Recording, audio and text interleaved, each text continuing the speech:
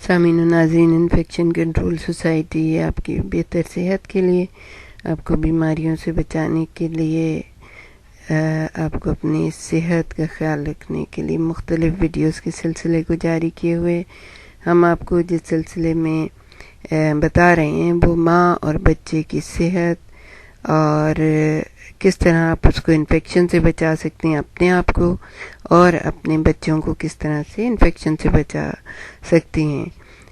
ہم حاملہ خواتین کے بارے میں بات کر رہے تھے۔ اب وہ موقع آیا کہ ایک ننھا منھا سا خوبصورت سا بچہ آپ کے گود میں ہے، اور اب آپ کو اپنے آپ کو اور اس کو جو ہے تمام بیماریوں سے بچانا ہوگا، اور اس کے لیے ہم نے آپ کو صفائی کے بارے میں بتایا، کس طرح سے آپ اپنے ہاتھ صاف کریں اور کس طرح کسی اور کو بھی نہ اٹھانے دیں جب تک کہ ان کے ہاتھ صاف نہ ہوں یا کپڑے صاف نہ ہوں۔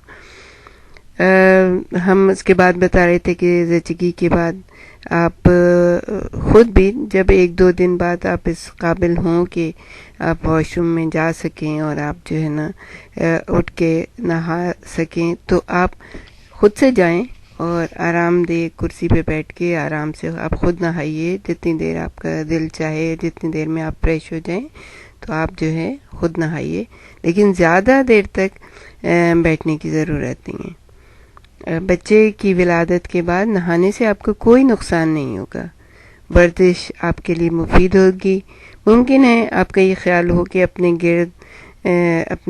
گرد اور میل سے کوئی نقصان نہیں ہوتا، مگر ایک نئی ماں کو یہ خیال رکھنا چاہیے کہ بچہ اور وہ خود چھوت کی بیماریوں سے بچ کر رہیں۔ موسم سرما میں غسل خانے جاتے وقت اس بات کا خیال رکھیں کہ آپ کو سردی نہ لگ جائے۔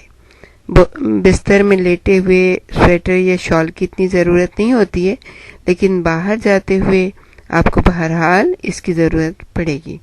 جوتے اور جرابیں بھی پہن لیجئے۔ اگر بہت زیادہ سردی ہو تو پورا غسل کرنے کی ضرورت نہیں ہے، تھوڑا سا پانی گرم کر کے ہاتھ، منہ، اپنا جسم اچھی طرح سے نچلے حصے کو اچھی طرح دھو لیں۔ ہم آپ کو یہ بتائیں گے صفائی اتنی ضروری کیوں ہے۔ کچھ دنوں تک یعنی کہ 2-4 ہفتوں کے بعد آپ کو بلیڈنگ ہوتی رہے گی، اس لیے احتیاط کے طور پر آپ کو صاف کپڑا یا کاٹن یعنی روئی وغیرہ رکھنے کی ضرورت ہوگی۔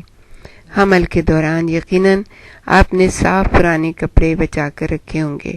ہر مرتبہ جب گندگی ہو جائے تو اس کو بدل لیں اور بعد میں گرم پانی سے اچھی طرح سے دھو لیں۔ اگر آپ بازار کے بنے ہوئے پیڈ خرید سکیں اور آپ کی استطاعت ہو تو یہ بھی مناسب وقفے کے بعد بدلتے رہیں، اور استعمال کیے ہوئے پیڈ کاغذ میں لپیٹ کر فوراً جلا دیں۔ اگر آپ کپڑے یا پیڈ کو مناسب وقفے کے بعد نہیں بدلیں گی تو پھر ہوتا یہ ہے کہ جسم میں سے بو آنے لگتی ہے اور بیماری لگنے کا خطرہ ہوتا ہے، کیونکہ جراثیم یعنی جرمز جو ہوتے ہیں وہ گندے کپڑے یا پیڈ میں آسانی سے بیماریاں پیدا کر سکتے ہیں۔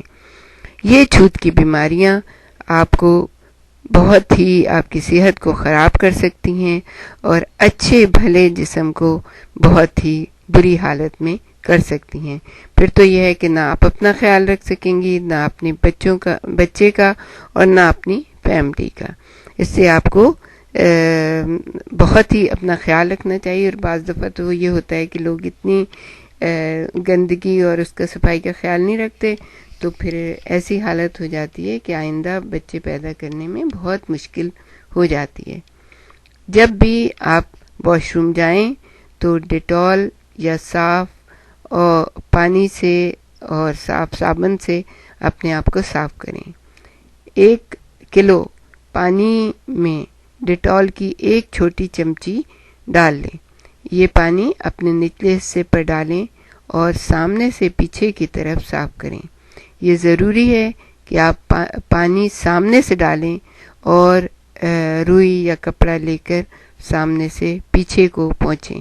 اگر آپ پیچھے سے آگے کی طرف پہنچیں گی تو کئی بار جو بلڈ ہوتا ہے وہ پیشاب کی نالی میں چلا جاتا ہے، جس سے یورین کے انفیکشن بہت زیادہ ہوتے ہیں، اور آپ نے دیکھا ہوگا اکثر لوگوں کو بہت ایچنگ ہوتی ہے، بہت جلن ہوتی ہے، بہت ہی زیادہ پرابلمس ہو جاتے ہیں اس کے یورین انفیکشن کے.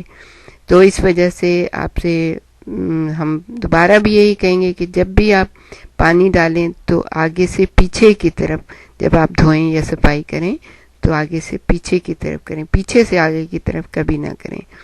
ہر مرتبہ جب آپ غسل خانے میں جائیں تو اپنے ہاتھوں کو پانی اور صابن سے، اسپیشلی جو اینٹی بیکٹیریل سوپ ہوتا ہے اس سے آپ دھوئیں.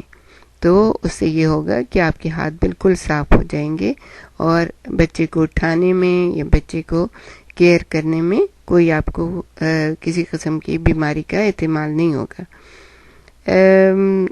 اچھا، بعض دفعہ ایسا ہوتا ہے کہ بار بار واش روم جانا پڑتا ہے، تو عموماً لوگ یہ کرتے ہیں، جو خواتین ایسی ہوتی ہیں اس حالت میں وہ روک لیتی ہیں، نہیں جاتی ہیں. لیکن ہم آپ کو یہ بتائیں گے کہ حمل کے دوران آپ کے جسم میں بہت سا پانی اندر جمع ہو جاتا ہے، لیکن بچے کی ولادت کے فوراً بعد آپ کو بار بار واش روم جانے کی ضرورت محسوس ہوتی ہے.